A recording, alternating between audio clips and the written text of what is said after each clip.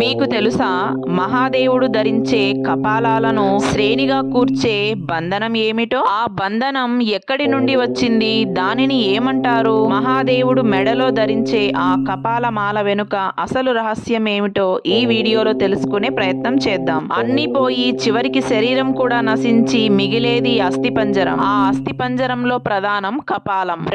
బ్రహ్మ సృష్టి మహాప్రలయంలో లయం చెంది శివతత్వంలో ఏకమవుతుంది. ఇలా లయం చెందిన బ్రహ్మ సృష్టికి ప్రతీకగా మహాదేవుడు పుర్రెలను మాలగా ధరిస్తాడు. అలా ఆయన మెడలో ధరించే పుర్రెల మాల పొడవు పెరుగుతుంది, కానీ శివతత్వానికి లయం లేదు. అయితే ఆ కపాలాలను శ్రేణిగా కలుపుతూ పోయే ఆ బంధనం మహాదేవుడు తన అంతర్గత శివ నాడీ శక్తి నుండి మహాయోగ సూత్రం ద్వారా ఉద్భవించింది. అంటే మహాదేవుడు తన యోగ బలం నుండి పుట్టిన దివ్య నాడితో ఆ కపాలాలను శ్రేణిగా కలిపి మెడలో ధరిస్తాడు. వీడియోని లైక్ చేసి ఓం నమః శివాయ అని కామెంట్ చేస్తూ మీరు కూడా 108 సార్లు ఓం నమః శివాయ అనే పంచాక్షరి మంత్రాన్ని మనసుని ప్రశాంతంగా పెట్టుకొని స్మరించండి.